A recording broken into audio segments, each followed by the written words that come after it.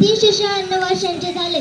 त्या निमित्ताने उपस्थित सर्व लहान मोठ्या शिवप्रेमींना माझा मानाचा जय शिवराय. मित्र हो, आपला बाल शिवबा छत्रपती झाला, राजा झाला, त्यात वेगळे पण ते काय. इतिहासात तर अनेक राजे होऊन गेले, मग याच राजाचा दरारा नावलौकिक रूपात आजही महाराष्ट्र देश नव्हे तर जगभरात का टिकून आहे, याचे कारण शोधण्यासाठी आपल्याला बाल शिवबा ते छत्रपती शिवराय असा जीव घेणा प्रवास आपल्याला बारकाईने बघावा लागेल. अन्याय अत्याचाराच्या जंगलात जिजाऊंच्या कुशीतून एका शिवबा नावाच्या वाघाने जन्म घेतला आणि जंगलाचं स्वराज्य करायचं, रयतेचं राज्य आणायचं हे स्वप्न या बछड्याने बघितलं. स्वप्न पडणं सोपं असतं हो, त्यासाठी आपण किती मेहनत घेतो, किती कष्ट करतो हा मात्र संशोधनाचा विषय आहे.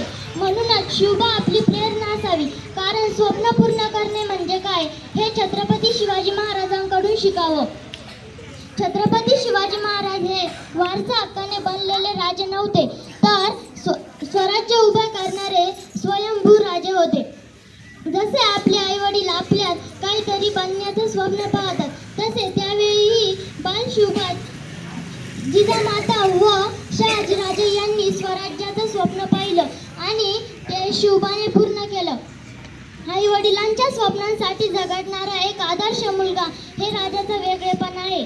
आज आपल्याला कोणतीही मोठी परीक्षा द्यायची असली तरी लागतात ते मोठे मोठे coaching classes, online offline guidance, तरीही यशाचा सूर्य उगवत नाही.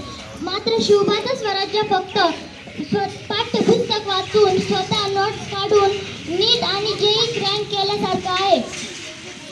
कारण बलाढ्य विरोधकांशी लढताना शिवबाकडे कुठे काय होतं, आता मात्र विचार करण्यासारखी गोष्ट आहे. कुठे ते विरोधकांचे सशस्त्र सैन्य आणि कुठे ते शिवबाचे रांगडे मावळे. म्हणूनच शिवबा आपली प्रेरणा असावी. धन्यवाद.